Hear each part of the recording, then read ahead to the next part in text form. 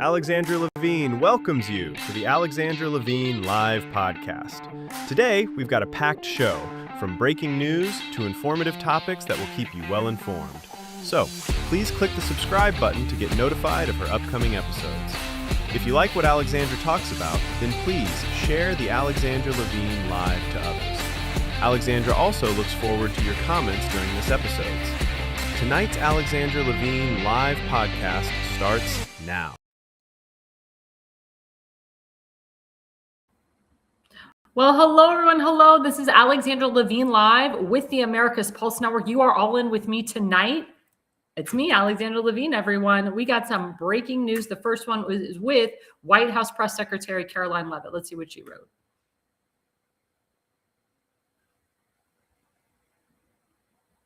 And she tweeted, thanks to President Trump signing the largest middle-class tax cuts in history, this is shaping up to be the biggest tax refund season ever. President Trump and Republicans fundamentally believe that Americans deserve to keep more of their hard-earned money, which is why they fought so hard to deliver this incredible and long overdue relief. From no tax on tips, no tax on overtime or Social Security, to auto loan interest deductions on new American-made vehicles, plus increases to the standard deduction and child tax credit, more money is flowing back into the pockets of hardworking Americans. Every single Democrat voted against these tax cuts, and she's 100% correct. I know for a fact a lot of my friends are feeling these tax cuts, especially the no tax on tips, no tax on overtime, no tax on Social Security. It's really important, guys, that we understand what the One Big Beautiful Bill was all about. Some people are understanding it, some people aren't, but this really helped the small business owner. This helps the middle class. This helped the middleman. This helps the working man, the blue collar man. And it's worked for a lot of seniors as well. So please, guys, you're going to feel more of that tax cut coming into next year and the years after that. So thank you, President Trump, for working so hard to get this bill passed, but also thanks to We the People for pushing for this bill to get passed. And the second breaking news, at Real Donald Trump, let's see what he tweeted, what he truthed. So he wrote, any Republican in the House or the Senate that votes against tariffs will seriously suffer the consequences come election time. And that includes primaries. Our trade deficit has been reduced by 78%. The Dow Jones has just hit $50,000, which is what Attorney General Pam Bondi said yesterday when she testified in front of Congress. The Dow Jones has just hit 50K. That's what she said. And the S&P 7,000, all numbers that were considered impossible just 1 year ago. In addition, tariffs have given us great national security because the mere mention of the word has countries agreeing to our strongest wishes. Tariffs have given us economic and national security, and no Republican should be responsible for destroying this privilege. And it's true, a lot of Republicans, especially economists, were very skeptical about putting, the tariffs on or what President Trump was doing with the tariffs. But it's actually turned out to be a really good thing for we the people, because instead of us getting screwed, instead of us getting heavily taxed, we say to China, we say to the foreign countries, hey, you've been screwing us over for years and years and years. You've paid zero. We've paid out the wazoo. Now it's time for you to pay.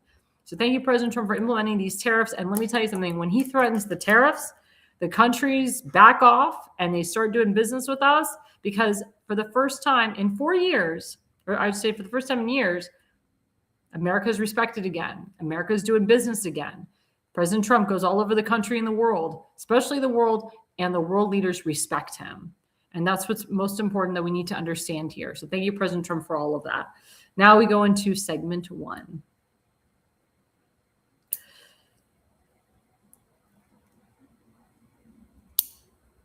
So speaking of testifying in front of Congress today, not Congress, the Senate, Attorney General Keith Ellison, who is part of the Nation of Islam, anti-Semite, is part of the Somali fraud, was heavily grilled today by the Senate Republicans.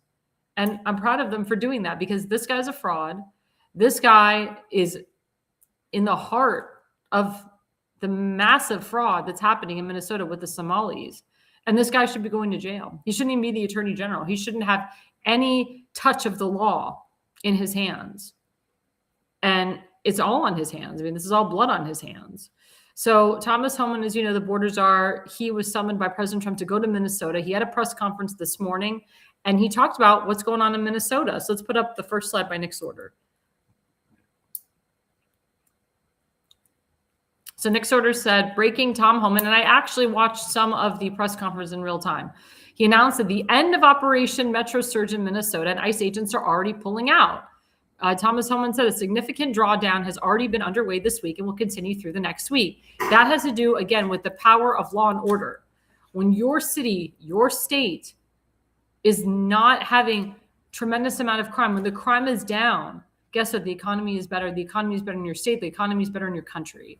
So thanks to Border Czar Thomas Homan and DHS Secretary Kristi Noem for tapping in and honing in on these criminals, on these illegal aliens, these illegal criminals, and just cutting out the red tape, cutting out the BS. And again, Governor Tim Walz and Minneapolis Mayor Jacob Frey, they had no choice but to finally succumb to the federal government. They had to succumb because it wasn't just people in Minnesota, but it was people outside of the state, outside of the country. They're like, how can the governor allow his state to be ruled like this? There's no rule of law. It's like the George Floyd riots all over again, watching the city of Minneapolis burn. And then you got the mayor of Minneapolis, Jacob Frey, saying, F you, ICE, get the hell out of our city.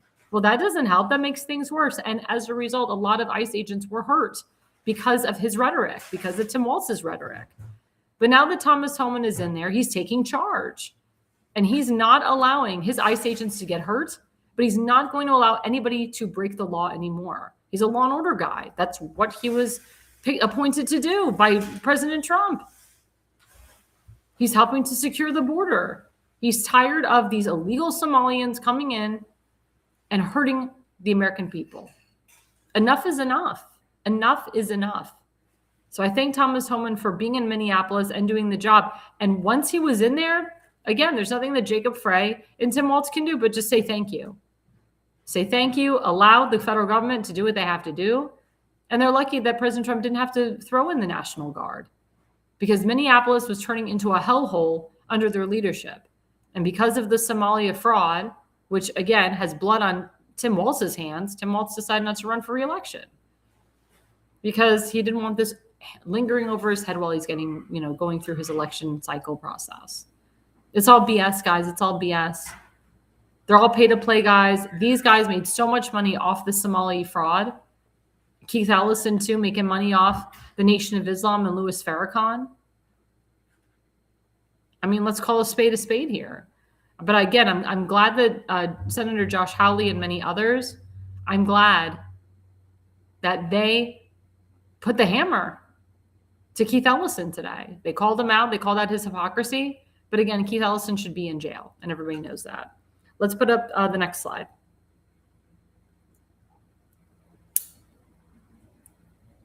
So @Real Thomas Homan, he said today in the press conference, quote, it shouldn't be a partisan issue that you arrest public safety threats in the safety and security of a jail. Releasing public safety threats back into the public is just stupid. I hope Congress takes action on sanctuary cities and sanctuary states, and I agree with that. President Trump said he's not going to fund sanctuary counties or sanctuary states anymore. Baltimore County is now a sanctuary county again. They're going to be a sanctuary. Maryland's going to be a sanctuary state very soon. New Jersey is a sanctuary state now. That means that President Trump is not going to provide any federal funding for you. You're screwed. And you can thank your governor and you can thank your U.S. senators for this. You can thank anyone that pushes for illegal criminals to have a say over the legal citizens of your state and your county and your district and so forth. It's really sad that state tries to overrun federal law every single turn, especially when it comes to this. And that the governors and state officials are trying to demand that ICE removes their masks. ICE has to wear their masks to protect themselves from being hurt, from being pummeled, from being punched, from being killed, burned, whatever. They need to protect themselves. It's funny, nobody was pushing for BLM people to take off their masks and pro-Hamas people to take off their masks. Oh no, ICE agents, take off your mask so we can identify you. So we can ruin your career and try to hurt you and ruin your family and say that you're modern day Gestapo, that you're Nazis. It's disgusting. It's disgusting how people are uneducated, or they are educated and they're paid to spew out hate and propaganda and lies. Yeah, I agree with Donald Willinger. I don't want to fund undocumented people either. Hell no. You come into this country, you go through the process just like everybody else would do. You do not reap off the benefits, and you do not stay an undocumented person for 25 years and expect no repercussion. And you do not come into this country and kill innocent people. And again, I blame the liberal judges for having these illegals back on the streets after they've raped and burned and tortured people and even killed people. It's really sad. It's really sad that we live in a society like that today. Very sad. Let's put up the third slide. So Eric Dougherty, my friend, he quoted Thomas Homan again. A huge victory. Thomas Homan reveals ICE located over 3,300 missing migrant children in Minnesota. Quote, children that the last administration lost and weren't even looking for. This is massive. It should be front page news. And I agree. Remember, 3,300 people were missing in Minnesota. Kamala Harris didn't know where they were. She was the border czar. They didn't know where they were, and they were looking for them. They didn't care. But Thomas Homan gets in there. He's looking for them. He finds them right away within moments. And I agree. This is massive. These were children that the last administration lost and weren't even looking for. That's why everyone in the last administration should be going to jail for not doing their job and for crimes against humanity and for allowing these 3,300 missing children to remain missing for years, for more than 2 years. So I applaud Thomas Homan for finding this. I applaud ICE for finding these 3,300 missing children. That's where human trafficking, sex trafficking, and child trafficking come into play here. Again, we have to call these people out. Let's show the fourth slide with Eric Dougherty. Eric Dougherty wrote, breaking. Keith, like I said earlier, Minnesota AG Keith Ellison just got grilled for deploying leftist agitators in the way of federal agents. He was aware of signal chats and professional trainings, and he's proud of it. Senator Johnson said to him today, I think as chief law enforcement officer, you'd be concerned about it. Were you not concerned people who support you put themselves into harm's way? And Ellison wrote, sir, that never happened. We said protest peacefully and safely. Johnson replied, you were seeing the scuffles. Minneapolis police couldn't even protect ICE agents. Ellison must resign. And it's true. Local law enforcement could not protect ICE agents because they were told to stand down by Keith Ellison. Local law enforcement in Minneapolis, even by Jacob Frey, was not allowed to arrest these illegal criminals. But they were okay watching ICE get pummeled. They were okay watching ICE get hurt. Again, state trying to override federal. No, you cannot. Federal always overrides state. It's the law. It's the law of the land. Donald Willinger said, if you like the laws, let your representatives know so they can vote to change the law. Remember, Congress passes the laws. The president goes and signs it. President can veto as well. Yeah, I agree with Donald Willinger. Those people who threaten to injure a police officer needs to spend time in prison. I agree. Actually, President Trump has made that into law. If you do threaten or injure a police officer, you do go to jail. Just like if you desecrate an American flag, you graffiti an American statue, you go to jail for 10 years and you get heavily fined. Do not pass go, do not collect $200, you go directly to jail for 10 years. That is a crime. It's really sick and sad, all these people that are getting away with it. And then you have stupid congresswomen from New Jersey and so forth that attacked an ICE agent in front of an ICE detention center. And she has the cojones to say to ICE agent Tom Lyons, do you believe in hell? Do you believe you're going to hell? Should you be going to hell? She should be in hell right now for what she did, her crime.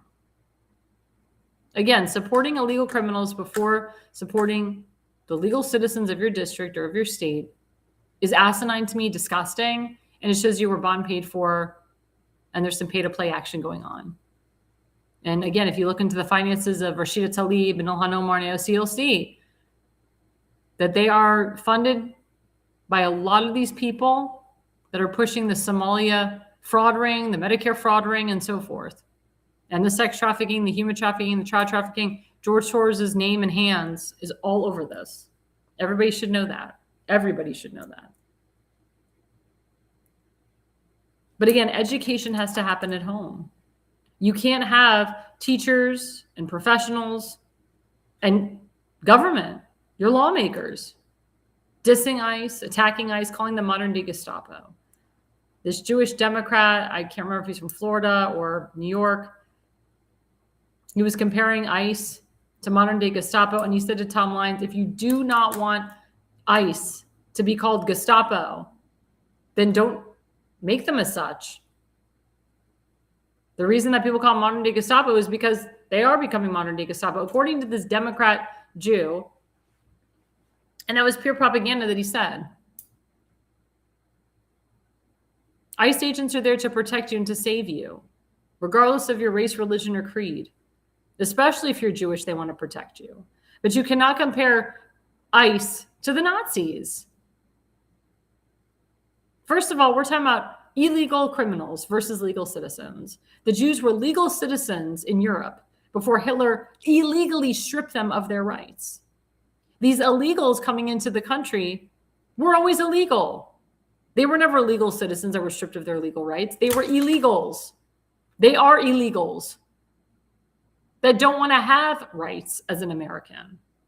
They want to reap our system and live off the government and let the government protect them. And that's what Obama and Biden and a lot of politicians and presidents before then were doing, protecting these illegals for votes, fraudulent votes. That's how the Democrats win, through fraud, fraudulent voting. That's how Barack Obama won. That's how Joe Biden won. That's how a lot of these seats are getting flipped in Texas and so forth, because of the fraud.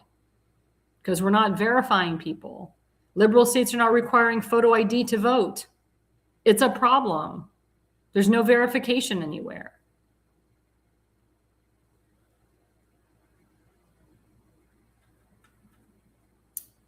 So I don't want to hear it out of these Democrats that they support photo ID. It's all BS. They're more concerned about pushing the Epstein files and hoping to see President Trump's name in there than protecting the legal citizens of this country. And John Fetterman, who's a Democrat from Pennsylvania, he's like the only moderate.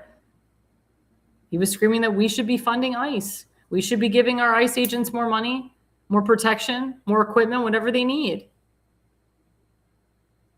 The One Big Beautiful Bill was a part of all that. It gave money to ICE agents, and it gave a influx of 10,000 more ICE agents to be recruited. And a lot of people are signing up to want to work for ICE and be an ICE agent, or to work in DHS, or to work actually to be in our military. I have a lot of people that have signed up to join the military because of Pete Hegseth. It's about saving your country. It's about the flag that you serve under. If you're an American and you don't like being an American, then get the hell out of our country. Like Bad Bunny and many others. Bad Bunny was born in Puerto Rico. He's an American citizen. But yet he will not do any show in the US because he's afraid of ICE. And that guy was a part of the Super Bowl halftime show. That's who the Super Bowl halftime show had. That's who Roger Goodell commissioned, was Bad Bunny, a guy that hates America because of ICE and other things. He just hates Donald Trump too. There's American Olympians right now playing in the Olympics that do not like serving under the American flag. They don't like the fact that they're an American. Yet they're going to the Olympics representing America. When they win, they play the national anthem and they drape the American flag over their bodies when they win a medal. Again, if you're at the Olympics, you're an American and you don't like being American, then guess what? Remove yourself from the Olympics or become a citizen of another country, because we don't want you there. And that means that you hurt the chance for someone who really loves America to be over there. It is an honor to be nominated to be an Olympic or Olympian. It's an honor to win an Olympic medal. But if you don't want to go over there and represent the country that you're born in, then don't go over there. Don't waste taxpayer dollars Don't waste our time.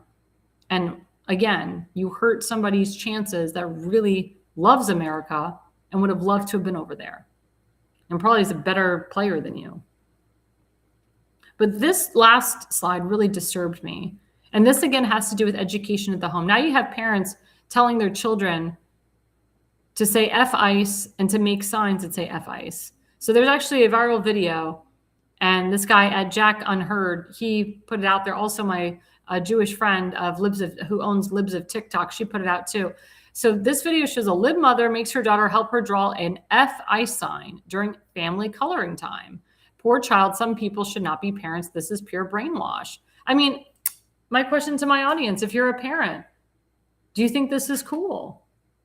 I mean, that girl looks about 6, 7, 8 years old. She's not a grown-up. She's a young girl. She's an adolescent listening to her parents, adhering to what her mother wants her to do. Her mother says, you need to help me draw F ICE. This is family coloring time. First of all, a 5, 6, 7-year-old shouldn't be writing the F word, shouldn't even know what the F word is. I didn't know what the F word was until I was in college. I never cursed until I went to college. My parents wouldn't allow it. Again, that has to do with education in the home. When you have a mother like that, I'd be scared.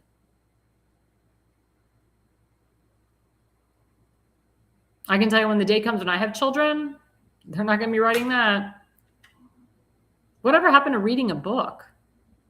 Whatever happened to watching an educational program? Whatever happened to playing cards like solitaire or bingo or Scrabble with your child? No, this is family coloring time. I can tell you my sister has 3 children. That is not their coloring time.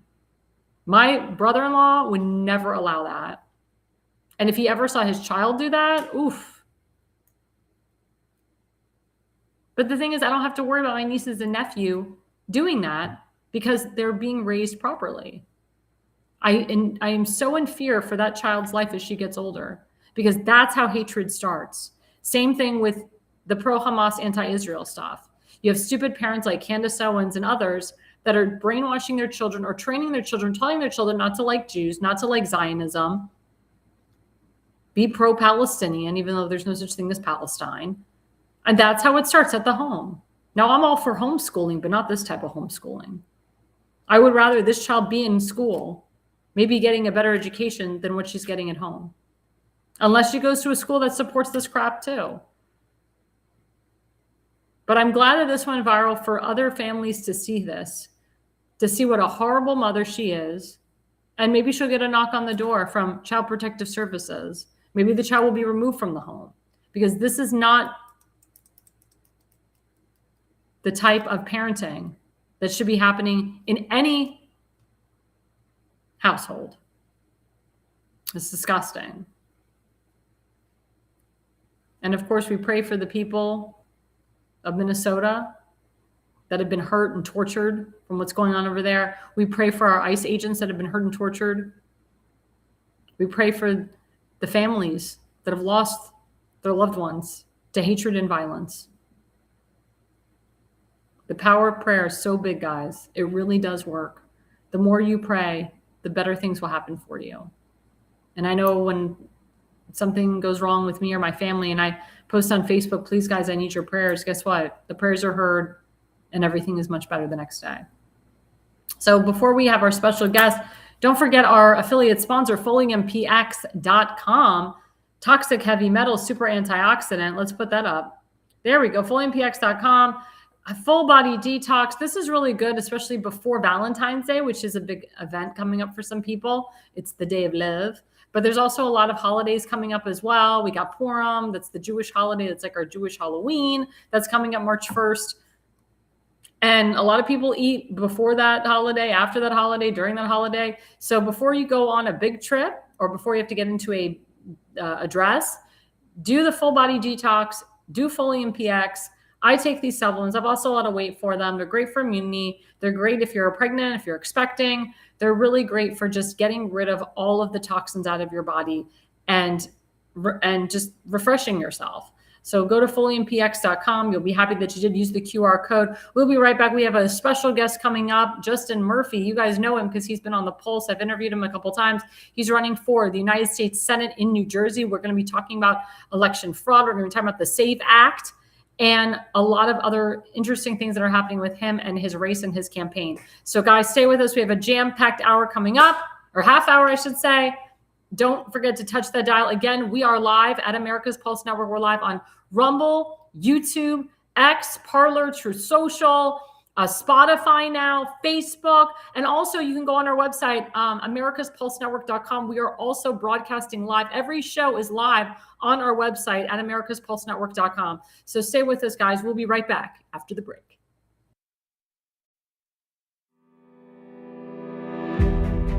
Hi, I'm Alexandra Levine.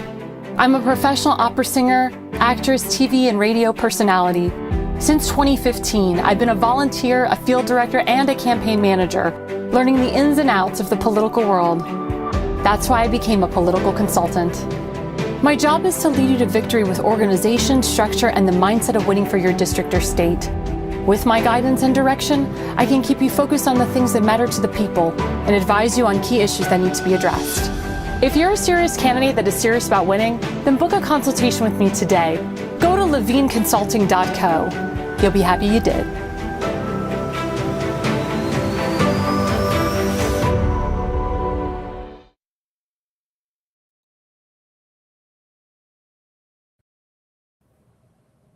Well, hello. We have a special guest, Justin Murphy. Hey, running for U.S. Senate in New Jersey. We love having him on. He's probably one of the smartest guys that I know. And he's been doing this for a long time. So I really appreciate you coming on again. Hi, Alexandra. How are you? And I can't thank you enough for having us on. We're always happy to be here. It's a great show. Of course. I just want to say for the record that my show has personally endorsed you, and our network has personally endorsed you as well. Well, I'm not aware of that, but I am now, and I'm honored and privileged, and thank you all very much. Of course, of course. So, the biggest thing right now happening in Congress is passing the SAVE Act. As you know, the House of Representatives, they finally got their act together and passed it. But now the pressure is on Senate Majority Leader John Thune and the Senate Republicans to pass this thing. Now, you're running for U.S. Senate. I'm going hypothetical here. Let's say you're in the U.S. Senate right now. You are the senator. What would you be doing right now? Would you be working with John Thune to get this thing passed? What do you think that the Senate Republicans have to do to get this thing passed? Well, I think right now I just read that they're up to 45 co-sponsors, so they're getting close. If I were in the United States Senate, I would be voting yes on this bill. I would co-sponsor this bill. I would champion this bill and expound that it's long overdue. I think our voter rolls, election integrity, Alexandra, election integrity starts with clean voter rolls. And unfortunately, many states have let the rolls, as far as their integrity, lapse a little bit. We know there are problems. We know there are non-citizens that are voting. We know people vote from more than one location. People are registered to P.O. boxes and empty buildings and vacant lots. And look, it's much too important. We're a constitutional republic, and we're kind of predicated on free elections and political thought, political freedom. We as a country cannot have half the country think that the system is rigged, the election was rigged, or the election was stolen, no matter what side you're on. We cannot have that type of confidence shock to our democratic processes that elect. We're a constitutional republic. So I would support this. It's common sense. Only U.S. citizens should be voting in U.S. elections for American representatives. I mean, that's not a hard concept to understand. And if polling is accurate, the very high percentage number of Republicans and Democrats and independents all support showing a photo identification before you go into a voting poll to vote, a voting booth to vote. Very simple. The American people get it. They want secure elections. I don't want a system that favors Republicans. I want a fair system. And our voter rolls need to be clean. Non-citizens should not be voting. Voter rolls need to be, I use the word clean because, when you move, rolls need to be updated. Mm-hmm. When someone passes away, voter rolls need to be updated. And when someone changes their name legally through marriage or whatever, voter rolls can be updated. So we need to update the voter rolls. We need photo ID, absolutely. And we need to reaffirm. See, this is another issue, Alexander, where Republicans have the opportunity to be the party that values citizenship. And we're doing that in a number of ways with a secure border, where we promote legal immigration and assimilation. Clean voter rolls and voter ID means we value citizenship, and the American people are clearly on board with it. It's a 90-10 issue for Republicans, and once again, Democrats are just quadrupling down on their myopic stupidity by being on the wrong side of this issue, choosing to be on the wrong side of the issue. Photo ID, very simple. Show your ID to vote. Why is that controversial? Only one reason, and that is if you're promoting some type of fraud in elections. That's the only reason you would do that. So, I agree with you. And to your point, it's mostly Democrat states, heavy liberal states that don't require photo ID to vote. Right.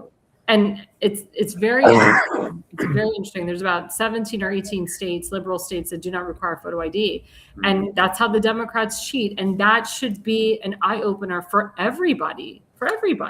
It's Alexandra, insane. I was reading something the other day. It may have been on Prager University, or I'm not certain, but every state that Kamala Harris won in 2024, every state that she won, without exception, did not require photo ID. Correct.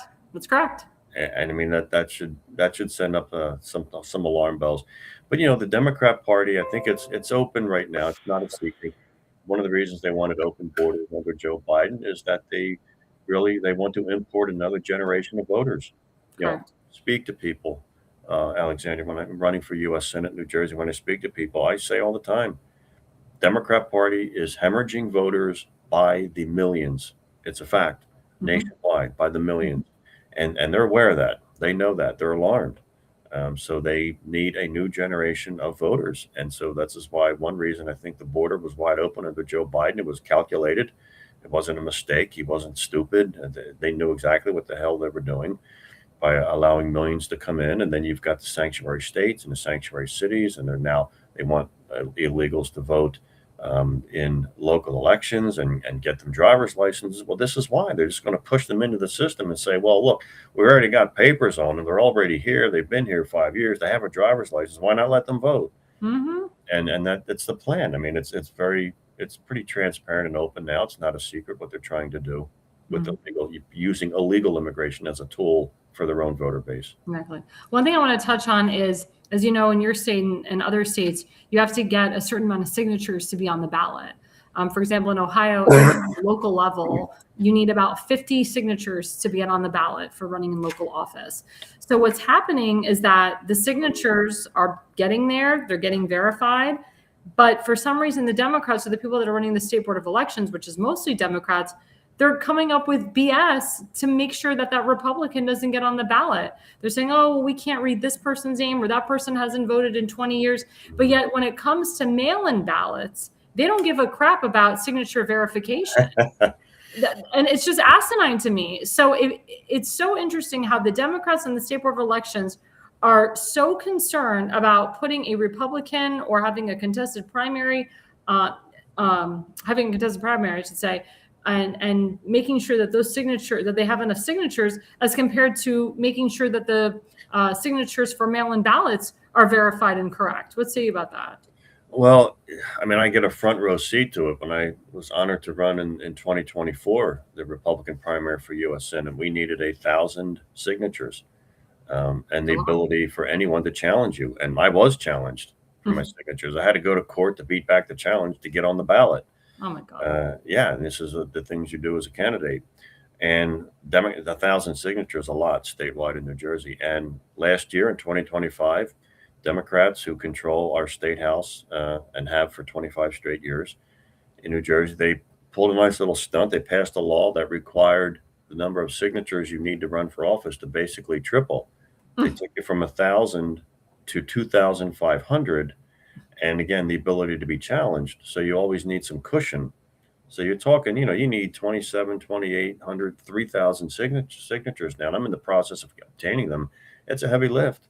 I think it is such a high burden. And it's such an arbitrary number. It's such a high burden to a First Amendment right, I believe it should be struck down. I think it should be taken to court and struck down. It is under any standard of review, rational basis or strict scrutiny for the fundamental right of voting and First Amendment protection, or rational basis for whatever reason it is that you need to go from 1,000 to 2,500 signatures inside of one election cycle.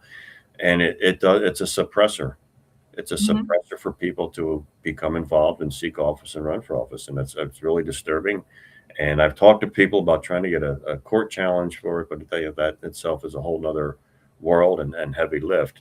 But no, we should be promoting participation in our system, not suppressing it. Well, my follow-up question to you is, because I believe in getting rid of mail-in ballots 100%, but I don't think a lot of people are skeptical about that. They don't think that'll ever happen. So if we don't get rid of mail-in ballots and we're concerned about, quote, verifying signatures, or the Republicans should demand verifying signatures, do you agree that maybe we should require photo ID when that person provides that mail-in ballots? So if the signature A doesn't look correct or whatever, here's the photo ID to say, look, I'm such and such. This is my ballot. This is my signature, and so forth. What say you about that? Well, I support voter ID for all forms of voting, paper balloting especially. When you show up at the polls, photo ID. When you apply for paper ballot, you should either retrieve it or pick it up and show some type of identification. Absolutely. That's one of the components of the SAVE Act, that you are required to show not only that you're an American citizen upon the time you register to vote, but that you have shown photo ID after that to participate in elections. So I would agree with that 1,000%. Paper balloting, it's not so much paper balloting as it is mail-in balloting, because again, you have if you have contaminated voter rolls, you don't know if the ballots that you're receiving through the mail are legitimate or not until you've audited them and cleaned up your rolls and see if they're all valid and legitimate. And I'm sure many are, but I bet you many are not. It's like a crazy chance, I'm sure. But it's, it takes a lot to cut through this. You clearly have the blue states and the blue governors and the state legislatures in Democrat states that are they're just fighting this tooth and nail. They have no interest whatsoever for election integrity, but yet all they do is scream about democracy and voter rights, and they do nothing but suppress voter rights, suppress democracy, and trample all over democracy. I mean, obviously we can go back to the Trump years with the lawfare and the political persecution, and the fact that Kamala Harris never faced a single primary voter for her run for president. They couldn't even open up their convention floor to see if there could be another nominee, but it was, here's Kamala, here's who you're voting for, from the party that wants to save democracy. But I support photo ID for absolutely an integral part of the SAVE Act. And paper balloting, until we get clean voter rolls, we'll always have that susceptibility to fraud. So what do you think about the redistricting? Because the 2020 census, there was an open opportunity for certain states like Texas and Florida and so forth to expand on their congressional districts, but unfortunately that didn't happen. Now you have a new governor who just signed into law that she would rather redistrict out Republican congressional districts and obviously put in more Democrat congressional districts. But what bothers me is that the state of North Carolina, which has the Republican state legislators in power, as well as the state of Indiana, they voted not to. They voted not to do redistricting. They voted to keep it as it is. And it's like, you're the Republican Party. You have the power to do this. Yeah. It's showing that there's a lot of rhinos now still involved. Why wouldn't the Republicans in Indiana and North Carolina hone in on this? Why wouldn't they pounce on this? Alexandra, it's hard to say why each individual legislator and legislative chamber and body would take that course. Gerrymandering is just a fact of American political life. And I would love to get rid of it. And I think if you have, I think like the Supreme Court has said that, race cannot be the predominant factor in drawing a district, but they said it could still be one. It just can't be the predominant one. And I think we need to clean that up where it can never be used and should never be used to draw a line on a map, indicating that someone of a certain skin color would be voting a certain way consistently. So there's a lot to do with this too. And if you look at some of the states, the gerrymandering is outrageous. Things always wind up in court. Some states use courts or as type of congressional district drawings teams and committees to draw lines. And, it's just at its core, it's political. Mm-hmm. So you're never going to have that impartial, blind, here's the fairest way to do it. It's a game for political power. Look at what the Dems are doing with voting and registration and illegals voting. That's why they open border under Biden. So what do states do? I don't know if anybody really has the answer. There's talk of just making at-large congressional candidates instead of just having them drawn by boundaries. Mm-hmm. I don't know if that would work either. I mean, I would like to talk about it more as a matter of discussion. Some states lose population, so they'll lose congressional representation. And then someone somewhere has to decide where the lines are drawn. And I'm not sure the courts are very excited about every time a case like this comes to them. I don't think they want to settle all the political disputes. But, this is another reason to point, especially at the state level, why it's important to vote and it's important who wins elections. Mm-hmm. I say all the time, you've got to keep the Marxist globalists out of political office. As if they're in political office, they're passing the laws that you and I have to live under. They're writing the rules and regulations. They're drawing the boundary lines for our congressional and state legislative districts. I always say all the time, apathy in New Jersey is very high, dangerously high. Mm-hmm. This is another wake-up call as to why it's important to get out to vote. It's very true. One thing I want to talk about is safety, because it's very important. And, as a federal lawmaker, ICE is who you'd be working with, who you'd be dealing with, DHS as well on the federal level. But again, you're in this very liberal state with a very liberal governor who does not support ICE, who goes against ICE, who supports defunding the police. Sure. You as a senator, how can you, I know how to tell our viewers, how can you tell this woman, look, state does not override federal overrides state. You can't go against federal law and make the viewers and make the country, feel better knowing that you as U.S. Senator going up against your governor, who's a big liberal, how can we keep law and order in New Jersey and stop what she's doing and what her lieutenant governor is doing and so forth? Well, there's some leeway. States have some leeway in some areas of law, of course. We're federalist. We're a federalism system. We have a 10th Amendment where, we don't concentrate all power in Washington. And as a conservative, that's a good thing. I think you have to take them step by step. And if they're doing something that's clearly illegal, you have to drag them through a courtroom. Mm-hmm. Sometimes they may have authority and power to do certain things. I think courts have probably leaned into the thought that states can tell their law enforcement to not assist the enforcement of federal immigration law via sanctuary states, sanctuary cities, sanctuary counties. And unfortunately, that might be a fact of life. But they are prohibited, however, from going into this active level of obstructing. So if you can catch them over that line of obstructing, then you start to drag them through court. You get court orders, you get the Department of Justice involved. You also should be, again, it's a big political component to this, Alexandra. We need to get people out and win elections. And the issue is public safety and immigration and open borders and sanctuary policies, and make people vote against that and be motivated enough to come out in statewide races, state assembly, state senate, not just federal seats like up this November. So you'd have to, again, there's a political war to wage, winning hearts and minds. There might be legal battles to win in court. And then, whatever public pressure you could put on elected representatives to stop with the obstruction. They cannot go into this active mode of obstructing federal law enforcement. You can speak out against it. I don't think it's right. These people are wonderful. They're just here. Peaceful protesting, right? Yeah.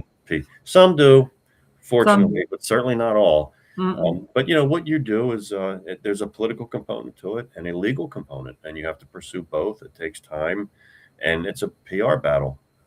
What's the perception, and what are people's perceptions of what they see will dictate their behavior and ultimately how and if they vote.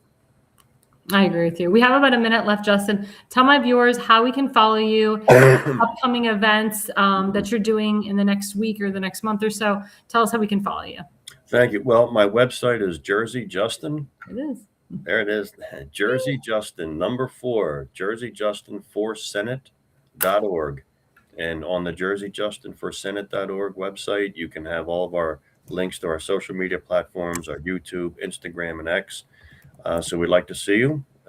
Your support will be wonderful. If anything you do to help our campaign here, trying to keep conservatism alive in the blue state of New Jersey. And events, we're right now going through a very busy and hectic county convention screening process and screening schedule and convention schedule to see how the 21 counties in New Jersey will give their support and what candidates will get their support.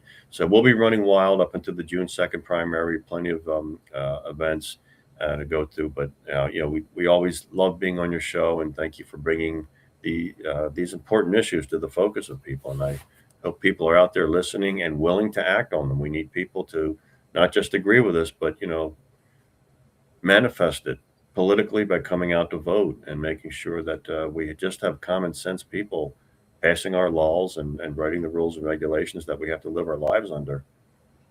I agree with you. And I tell people all the time, even though President Trump's name is not on the ballot, his agenda is. And Yes. President Trump is actually going to be campaigning really hard this time. They say he's going to be campaigning like he did in 2024 because he wants more expansion of the House of Representatives. Yeah. But he also wants to get, like you said, the right people in office. He's going to be primarying out a lot of these rhinos. And unfortunately, a lot of these rhinos have left their congressional seats. They did it on purpose to try to hurt Donald Trump and either get a Democrat to replace them or another rhino. So the president is going to be, traveling all around this country to try to get the proper people in office. And I know you're one of them. And that's why my show and our network has fully endorsed you because, thank you, because your knowledge, your expertise, and I can't believe you're 60 years old. I still can't believe that. You don't look it at all. I mean, you have the part, you have the look for to be a U.S. Senator and beyond. And people need to know more about you. And I know that you've been getting your name out there and getting yourself out there. And I do appreciate it because I know you do the work, just like Damon Galdo does the work in others. He does. These are the type of people that we need to promote. Yourself, Damon Galdo, people that get up off their butts and don't talk, but actually do. And I know you're a doer. And I know you've been in the political arena for a long time. And I wholeheartedly believe that you deserve this. It is yours to win. You really do deserve this. Well, that is, I appreciate those words and sentiments. And it's a long road. We've got about, we got 4 or 5 people in the primary now. So we have to nominate someone on June 2nd as the Republican primary. So we got a long spring to battle through and the rest of the winter. And we'll see what happens. If we're fortunate to secure the nomination, we go on and we give Cory Booker the fight of his political life. And I agree with you. I love to hear the president understands be on offense. Mm-hmm. He's campaigning. He's holding rallies. He's addressed the country from the Oval Office. He's talking about having a convention this summer, as we do every 4 years in the summer for our presidential nomination. I'm so excited. I think that's the best idea. It will help. It'll help so much. Oh, it absolutely will.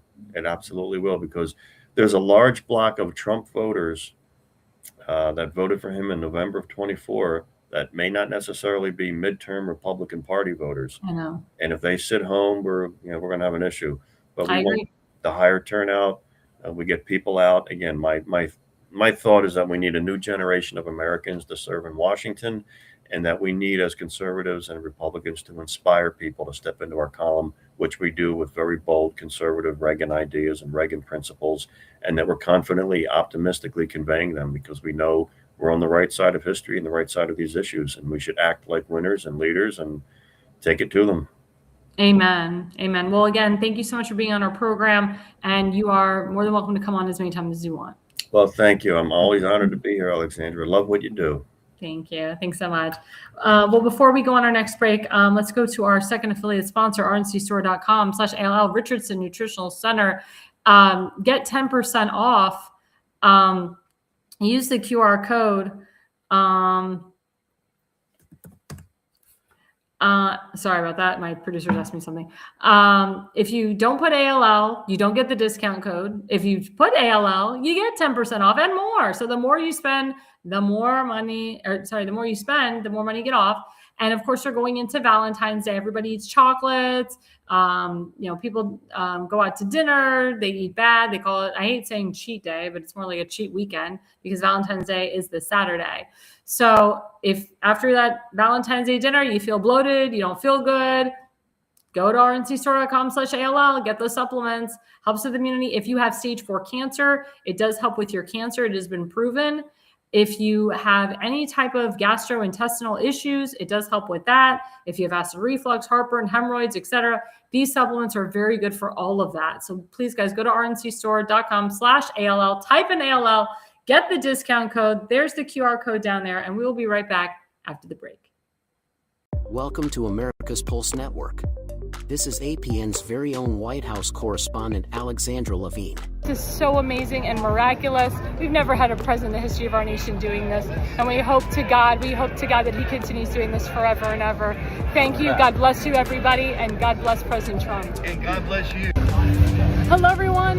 This is Alexandra Levine with the America's Pulse Network. I am the White House correspondent right here in the heart of D.C. as President Trump is celebrating 250 years of America and the military.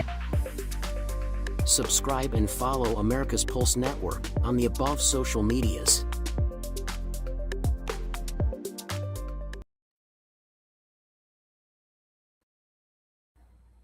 So thanks for coming back and being here with us. I'm Alexandra Levine, live on the America's Pulse Network. I just want to say thank you to the people that have been commenting all night. Thank you to a lot of my friends from all over the country and the world that are commenting. I just want to say some of the last comments that were made under the last segment with my friend Donald Willinger. Here, the only reason the DNC members are voting against the bill is strictly because Donald Trump is president. I agree with him on that. Members of the DNC are upset because the crime levels are low. That is correct as well.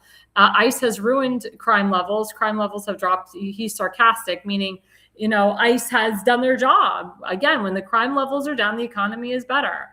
And then he wrote, the rising from the dead, dead people voting. That's a big issue too. And again, that goes with what Justin was saying about cleaning the voter rolls. But it's really important, guys, that we do have photo ID when we go to vote and that we have signature verification, proper signature verification. That's why I understand the concept of bringing a photo ID when you do a mail-in ballot. So we can make sure that your ballot is verified by your ID and by your signature. So this segment is kind of cute. Oh, thank you. It's actually a dress, but thank you. This segment is kind of cute. As you know, sometimes on my shows, every Tuesday and Thursday, I try to cute it up on segment 3 because we've been just constantly doing politics for the first hour, or I should say for the first half hour. So as you know, Valentine's Day is coming up on Saturday. Don't forget to say Happy Valentine's Day. Don't forget to give a card. And I know there's a lot of people there that don't really celebrate Valentine's Day. Guys think it's corny, but the girls love it.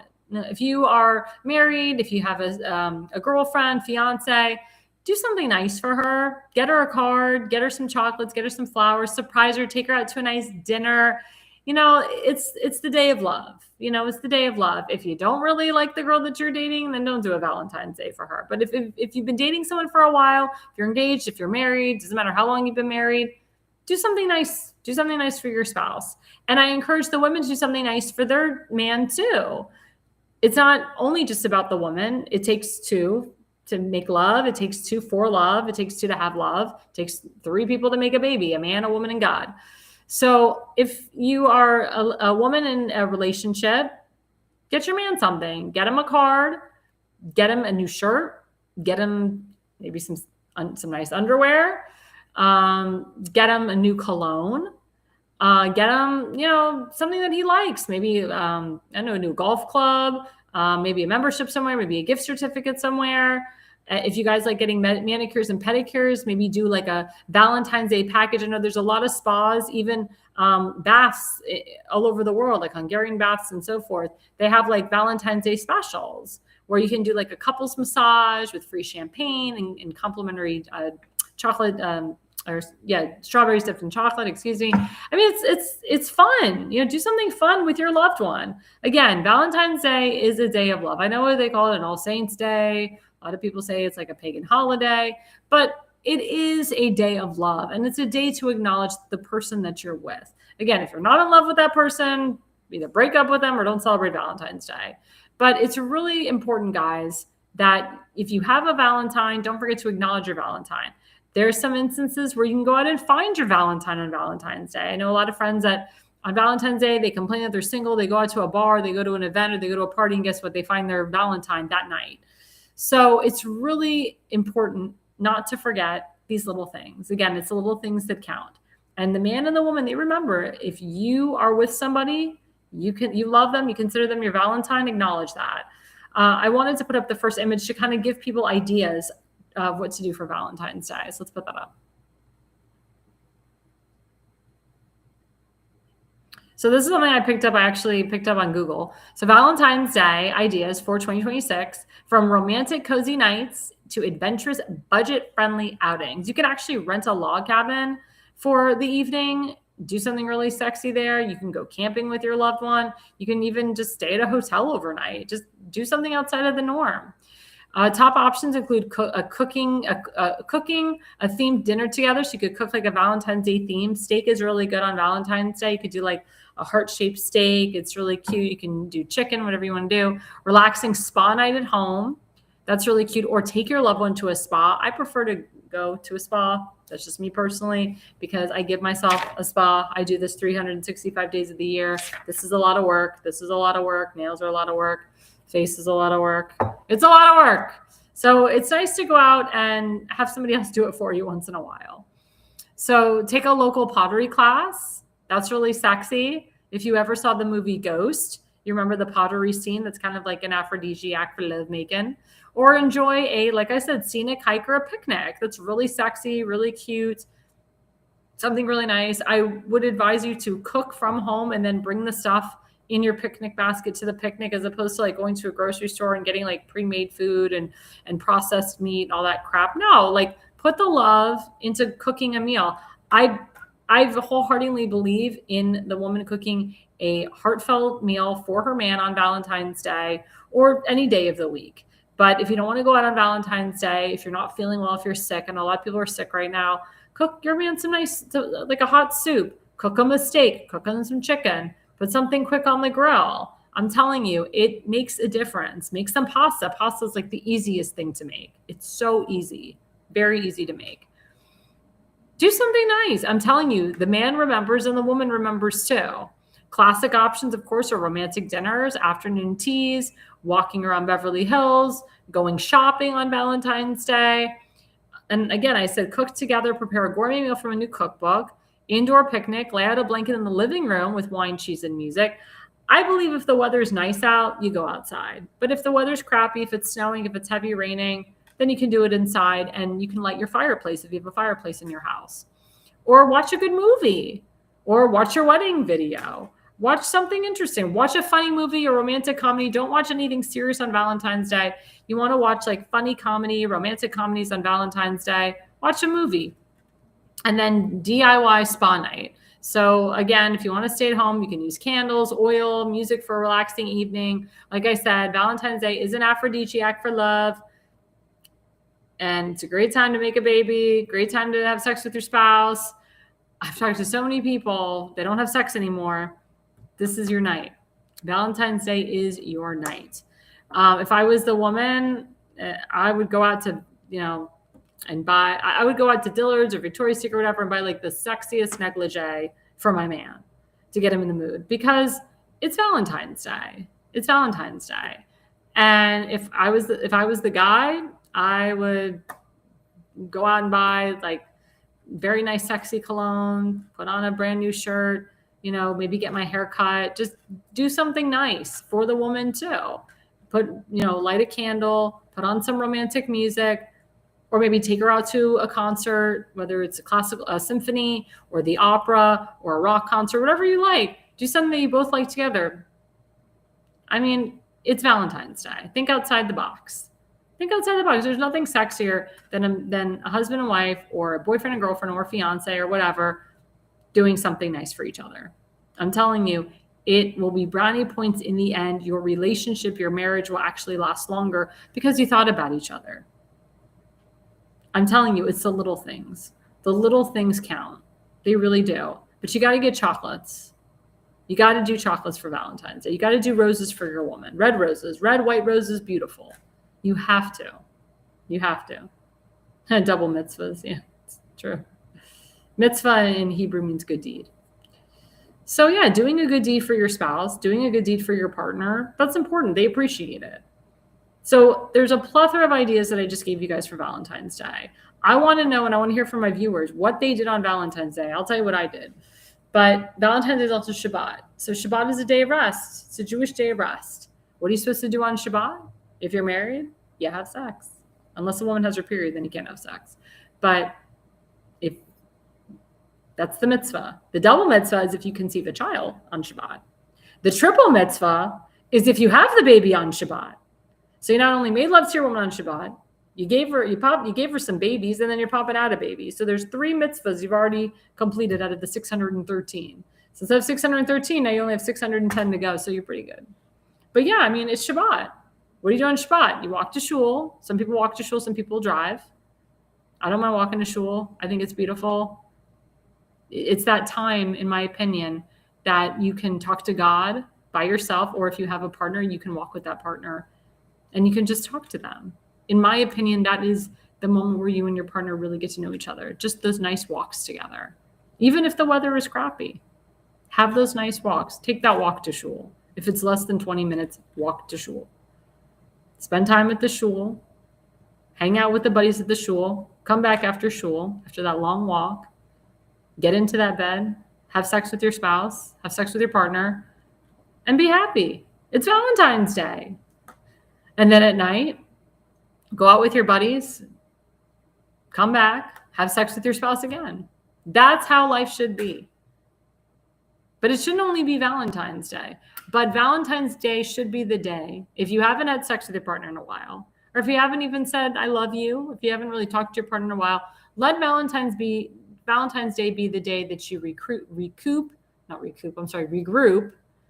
your love for one another. Remind each other why you got married. Remind each other why you're together. Say, I love you more than once. Really, really, really enjoy Valentine's Day. Enjoy your Valentine as much as possible.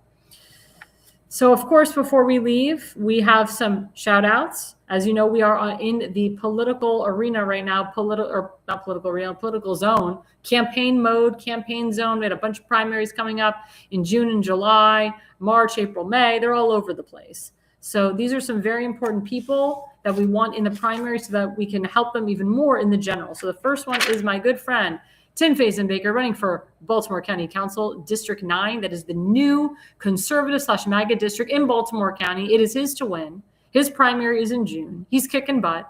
People love him. Rhinos are starting to support him. Democrats even want him in. It's his to win. And that's the QR code. Go to timfazenbaker.com, make a donation today. Next person is my good friend Kimberly Stansberry, running for Baltimore County Executive. If she wins, she will be the first duly elected woman Baltimore County Executive. That is her QR code. Her website is www.electkimstansberry.org. It is hers to win. She's going to win the primary, but we need her to win the general. She's going up against 2 anti-ICE people, and we got to get these Democrats out of Baltimore County because they are literally ruining the county. Next person is my friend Marcel Sturbeck, who I personally endorsed on my network. Marcel is running for Ohio Secretary of State. It is his to win. He is in a contested primary against Robert Sprague, who is the Ohio treasurer. But let me tell you something. Marcel is young. He's up and coming. He's getting a lot of traction against the Ohio treasurer. And guess what? His platform is big in regards to election integrity. Actually, his opponent kind of took some of his ideas from him. So Marcel is authentic. He served our nation. He's a wonderful father. He's got a wonderful wife. And we love him on this network. And we love him in Ohio. And I have a lot of people from Ohio that are listening. And we ask for your vote and your donation. That is his website right there. That's his QR code. Please, guys, go to Marcel Sturbeck. Give this guy a donation. Work with him. He's been endorsed by some big names in Ohio. Look him up. He is like all over the place in terms of events. He's got the signatures to get on the ballot. He is a force to be reckoned with. Support him, support him, support him. And the next person, of course, is my friend Julie Spivey Perry. She's running for the congressional seat Virginia District 10. She's been on my network. She's the most America First MAGA person that I know running in an America First district. It is hers to win. She's been told that she can flip this seat. It's Democrat right now, but it's been Republican before over the years. And as you know, Virginia's been going Democrat lately, especially in this election with their new Democrat governor and so forth. But we still need to have an expansion of the House of Representatives. This is what President Trump and Mike Johnson are working on, expanding the House of Representatives, giving more Republicans power in the House of Representatives. So please, guys, put this woman in, Julie Spivey Perry, candidate for U.S. Congress, Virginia District 10. That's her QR code. And of course, we have the hammer, Damon Galdo of the Jersey Shore. He's running for Congress in New Jersey, District number 1. He will win the primary. We got to get him over the hump and have him win the general. He's been supported by Congressman Jeff Van Drew. Jeff Van Drew was actually on his show, promoting our network, loving our network, praising our network. That is a good ally to have. Damon Galdo is a hard worker. He's married with 2 wonderful children. He's a down-to-earth guy. He understands our nation. He understands his district. He loves America, and he loves being an American. So that's this QR code, guys. Go to votedamongaldo.com. That's votedamongaldo.com. And of course, we promote my guest tonight, Justin Murphy for U.S. Senate 2026. He's mixed with Sturbeck there. We don't want that. There you go. There we go. So Justin Murphy, that's his QR code candidate in New Jersey for U.S. Senate. He was just on my show. Very intelligent guy. I can't believe he's 6 years old. He looks like he's 40. He knows government like no other. He looks like a U.S. Senator. I mean, he just looks great. And he's got a great attitude, and everybody loves him, and he's extremely smart. Please, guys, we have endorsed him. This network endorses him. We support him. He's always on our network, and he's been out there. I mean, he's been going to all these different events. People have been donating to him. So please, guys, go to Justin Murphy, candidate in U.S. Congress, or candidate in New Jersey for U.S. Senate. And of course, we have our friend Seth Eisenberg of the Conservative Corner. We're always helping him out with his GoFundMe. Unfortunately, he almost lost his foot twice. He's been in and out of the hospital. Now he has a fever. He's got infections galore on it from his foot. We got to help him, guys. We got to help him. He served our military. He served in the Navy. He's supporting his 16-year-old son, Ryan. He's got other people in his household to support. He's working 2 jobs to make ends meet, and we have to help him. He is like up to his eyeballs in medical bills. So please, guys, go to GoFundMe/help/Eisenberg/overcome a financial health crisis. Donate to him today. The goal is 10,000. The final goal is 100,000. Let's get him to that 10,000 mark. He's only $4,000 away. Let's do it, guys. Instead of giving to murderers and criminals and so forth, give to him. Really give to him. It's very, very important. And of course, guys, don't forget, we have the Jersey Shore every Monday and Friday night from 8 to 9 p.m. with Damon Galdo. We have my show, Alexandra Levine Live, every Tuesday and Thursday night from 8 to 9 p.m. We are gaining a couple more shows coming up in March. We will let you know those hours and the names of those shows and the people that are hosting. And we also always have The Pulse every night. Wednesday night from 8 to 9 p.m. I hosted last night. If you did not watch that show, or if you did, watch it again, hit the rerun button. Retweet it, repost it. We have a bunch of Opus clips on our X and YouTube account where you can actually watch some of the clips from last night. It was a great show. We had a great guest on, my special guest, Josh Bernstein, who's awesome. I met him in Arizona 6 years ago, and we just reconnected. Smart guy, has a lot of connections. He actually introduced me to Congressman Paul Gosar, and I'll never forget him for that because I've been friends with Paul Gosar since then. So please, guys, don't forget The Pulse every Wednesday night from 8 to 9 p.m. My announcement tonight, I will tell you, I will be going away on vacation for 10 days. I'm going to say 2 weeks because of the jet lag, because I'm going overseas. So you will be having some people filling in for me, such as Seth Eisenberg, Elena Barbara, The Pulse, Tim Fazenbaker will be hosting 2 of the shows. And any show that I'm not on, we'll have somebody covering it, or we will do a rerun of the show. But I will be back live March 1st. So I will be back in a couple weeks. So if you haven't seen any of my shows, I encourage you to go back and rerun and rewatch some of my shows. But just to let you know, I will be MIA for a couple weeks because I will be on vacation. So if you see someone that doesn't look like me, they may sound like me, but they just don't look like me. But you can always follow me, Alexandra Levine, on Facebook at Alexandra Levi20, on X at A.L.L Levine85, on Rumble, on True Social, on Parler, on TikTok, on Instagram. And of course, don't forget to follow us at America's Pulse Network. We are always live on YouTube. We're live on Spotify now, Facebook. Did I say Rumble, X, Instagram, True Social, TikTok? If I've repeated some of these, it's just because we're on like all the major networks right now. I believe that we are one of the only podcast network that is on like the majority of the big platforms that people know. And I'm so proud of our network. We are actually reaching, when I come back, we will be hitting our 1 year anniversary. March 4th is actually the 1 year anniversary that I started on this network. It has been a pleasure. And each month, each week, we just keep increasing. We have done so well this first year. We will do a recap of the year. And again, we thank our viewership. Our viewership has just escalated, skyrocketed. And again, we're going to be increasing our network. We're going to get some sponsors. We have some other podcasters coming on. So each month that we do this, each week, we're just getting better and better. But thank you for keeping us on for the first year. The first year is always the hardest, and we made it. Knock on wood, Baruch Hashem, we made it.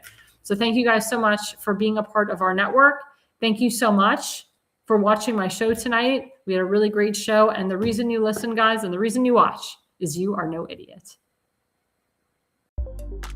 America's Pulse Network. The mainstream media is bought and paid for. The truth is twisted to fit their agenda. But America is waking up because podcasts are the future for trusted media. Welcome to the America's Pulse Network. It is a network built by patriots that upholds the Constitution. The America's Pulse Network stands for God, truth, and the America First movement. There is no corporate propaganda, no government spin, just real news, real talk, and real voices fighting for faith, freedom, and the future of this great nation with common sense. Here are some of America's Pulse Network podcasts. Alexandra Levine Live, hosted by Alexandra Levine. Jersey Shore Podcast, hosted by Damon Galdo. The Conservative Corner, hosted by Seth Eisenberg. APN's The Pulse, hosted by Alexandra, Damon, Elena, and Seth. So tune into America's Pulse Network on the following social media platforms: X/Twitter, Rumble, Truth Social, Parler, Facebook, and YouTube. Join the revolution. Because the pulse of America beats for God and country. America's Pulse Network is for faith, family, freedom, and truth.